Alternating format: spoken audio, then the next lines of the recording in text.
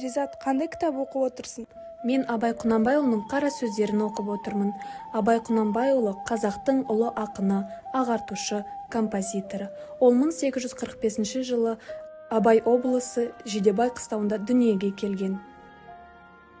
Анель, Абай Құнанбайұлының қандай шығармалары бар, білесің бе? Иә, Абай Құнанбайұлының көптеген шығармалары бар. Ол өлең, тақпақ, қара сөздер және өздерінің өлеңдерін жазған. Бір өлеңін оқып бере аласың ба? Иә, әрине, оның ең танымал өлеңі «Ғылым таппай мақтанба». Ғылым таппай мақтанба, орын таппай баптанба, құмарланып шаттанба, ойнап босқа күлуге.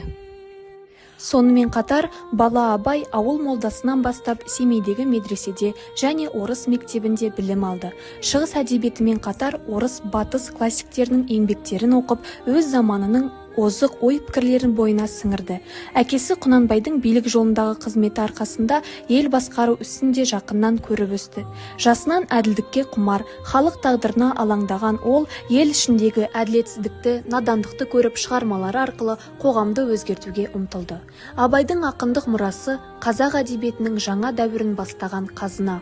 Ол лирикалық өлеңдерінде махаббатты, табиғат сұлулығын, адам мінезін нәзік те терең суреттеді.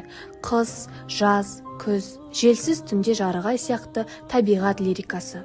Сегіз аяқ, өлсем орным қара жер, сыз болмай ма, сынды философиялық толғаныстары мәңгілік құндылықтар. Ол орыс әдебиетінен Пушкин, Лермонтов, Крылов шығармаларын қазақшаға аударып, халықтың рухани көкжиегін кеңейтті. Музыка саласында да «Көзімнің қарасы», «Айттым сәлем» қаламқас сияқты әуендері халық арасында кең тарады. Абайдың қара сөздері, даналық ойға толы прозалық еңбектері. Бұл шығармаларында ол адамгершілік, ғылым білімнің маңызы, еңбек, әділдік, бірлік жайлы терең пікір айтып, ұрпаққа өсиет қалдырды. 1904 жылы Абай туған жерінде дүниеден өтті. Бірақ оның идеялары мен шығармашылығы қазақ мәдениетінің мәңгілік рухани тірегіне айналды.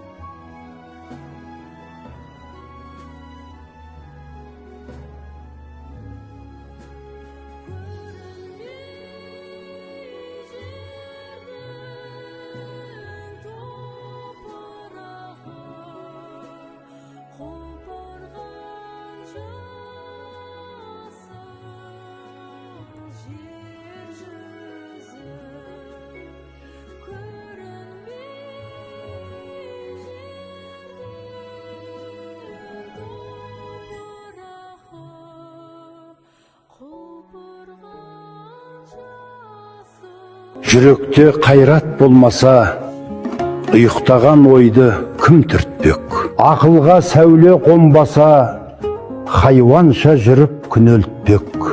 Малда да бар жан мен тән, ақыл сезім болмаса, тіршіліктің несі сән, тереңге бет қоймаса.